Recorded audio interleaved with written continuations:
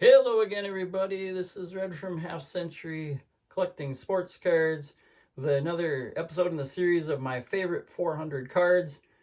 These were the cards from the last time we went through this, and today we are starting at card number 350. And kind of like Topps did, I'm giving the 50s and the 100s to big name guys, and 350 goes to Nolan Ryan. This being one of my favorite Ryan cards, his 71 Topps, getting that in-action pose. The first year that Topps did in-action poses for some of their cards. Got the Royal Crown Cola going in the background. Reminds me of my late 70s youth when RC Cola cans featured baseball and some football players. I drank a bunch of RC Cola, and I don't even really like cola that year just to get these cans. My brother did too. My friends Mike and Todd did the same. We'd trade these. We'd pick them up on the street.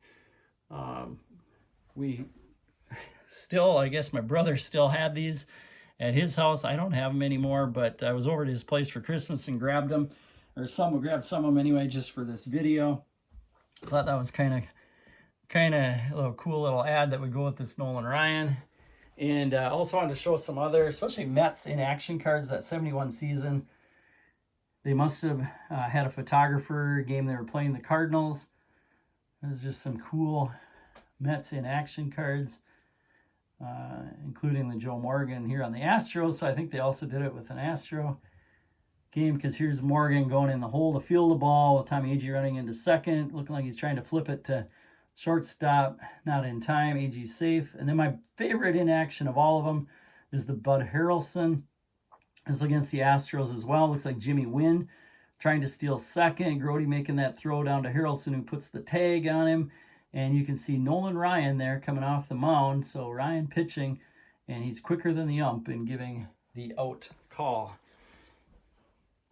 So Nolan Ryan, number 350. 349. We've got a 68 Hal Yastrzemski. Yaz is, I think, one of the more underrated guys. He had a 96 career WAR.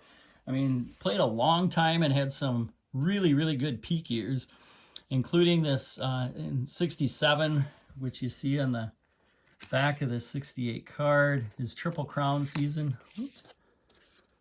Where he really came on, especially in that last series against the Twins. Wins the Triple Crown. He not only won the Triple Crown, he was the leader in on-base percentage, slugging percentage, OPS plus. He won the Gold Glove that year.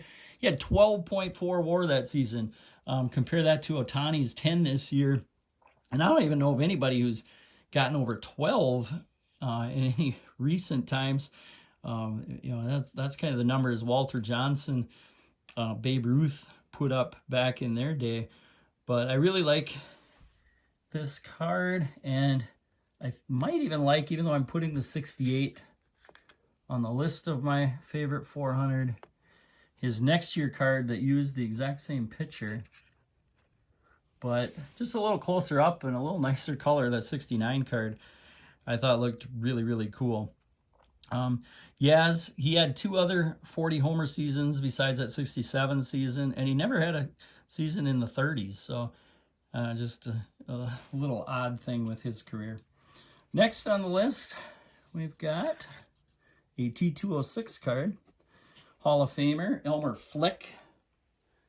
Flick played from 1898 to about 1910, and he had a 10-year run there. He's really, really solid player. So short career, but a really solid 10 years in there. He was a right fielder for the Phillies initially.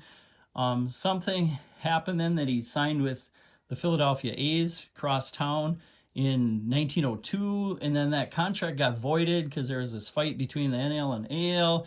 AL was kind of upstart, and because of that, he became a free agent and signed with the Cleveland Blues in 1902. Him and Nap Lajoie, which the next year became the Naps, named after Napoleon Lajoie. And then Flick played the rest of his career there in Cleveland. He was a good speed guy, led the league in triples 3 years, stolen bases 2 years, in 1900 even. He had 11 homers, over 100 ribbies.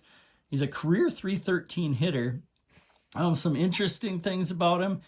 His dad was a Civil War vet who had a lathe, and Flick made his own bats from that lathe. And the other thing, year he led the league in hitting, 1905, he hit .308, and that's the second lowest batting average that ever won a batting title, next to the guy right next to him there in that 1968 season. The year of the pitcher, Yastrzemski hit .301 and led the league in hitting. Flick got elected into the Hall of Fame in 1963 at the age of 87. I think he was one of the oldest guys ever to give a Hall of Fame speech, and they said it was a really good speech. All right, next on the list, we got a basketball card. Michael Thompson. Thompson was, along with Trent Tucker, my favorite college player ever. They were both Minnesota Gophers. And I'm a huge college basketball fan and Minnesota Gopher fan, especially. I know it's been some rough years, but when Thompson played, different story. His junior season, they went 24-3, won the Big Ten, going 15-3.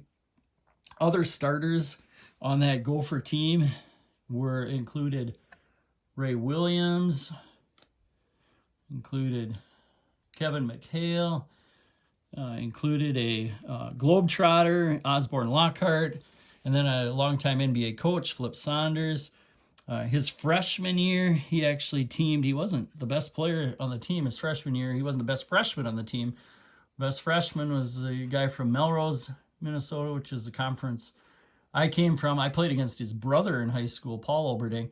But Mark Oberding, who was fantastic high school and college player, and he bolted after 1 year to the ABA along with Coach Bill Musselman. Had a decent career. They had another NBA player on that team, Mark Landsberger. But Thompson's still the all-time leading scorer in Gopher basketball history, 1,992 points, and he's the second leading rebounder. He was the number 1 overall draft pick when he finished his college career. Won 2 titles later with the Los Angeles Lakers, and then some famous sons. He's got an NBA player, Trace Thompson, or a Major League Baseball player, I should say, and Trace Thompson played with the Dodgers last year, and then he's got son Michael Thompson, played in the NBA a little bit, and then, of course, the most famous one, Klay Thompson, a Warrior, big-time three-point shooter. Next on the list, we got a 53 tops of Hal New Yorker. 53 tops. I think 53 tops in Bowman might be the nicest card. You know, when you count what both of them look like, the nicest year of baseball cards. That tops card of Newhouser, kind of cool, showing his follow through. His 48-49 Leaf is really tough, and I don't have it, but still like this 53 tops card of him.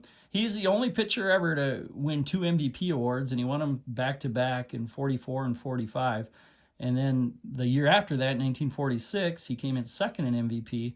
Those years, he was 29-9 with a 2.22 ERA, then 25-9 with a 1.81 ERA, and then 26-9 with a 1.94 ERA. So 3 consecutive unreal years. And a couple of those years, a lot of players were off fighting in World War II. He wanted to fight, tried actually multiple times, but they didn't let him in because he had a leaky heart valve. He retired with 207 career wins, 63 WAR. And then later as a scout with the Astros, he discovered Derek Jeter and was mad that the Astros drafted Phil Nevin instead of Jeter, and decided to retire then. Hall of Fame election in 1992 for Newhouser. Next on the list, we got a football card of 58, Frank Gifford. Now, Gifford, I remember from Monday Night Football as a big-time announcer, along with Don Meredith and Howard Cosell. He also did Wide World of Sports. Before that, he was a great running back, 8 Pro Bowls, Hall of Famer. And then he got that big-time hit by Chuck Bednarik, another Hall of Famer. They just call it the hit. They laid him out, big-time concussion, had to sit out a full year, and really never was the same after that. And then I guess when he died, his autopsy showed that he had CTE, the brain injury from concussions. Frank Gifford. And then the last one today is a 62 Topps of Joe Torre. Torre is the only major leaguer ever with over 2,000 hits as a player and 2,000 wins as a manager. In fact, he was over 2,400 on each of those. His 62 season there, a 61 season, 62 card, he was second to Billy Williams for Rookie of the Year. He got an MVP season in his really good 71 year. Then he was a third baseman. That year hit 363 with the Cardinals, 137 ribbies. He retired with over 57 WAR, and then as a manager, won those 4 straight world titles with the New York Yankees. Elected in the Hall of Fame in 2014. So 62, which the backs are upside down, of Joe Torre. That's it for today. Show a little quick recap of who we had. Thanks for watching. We will see you guys again next time. Happy New Year.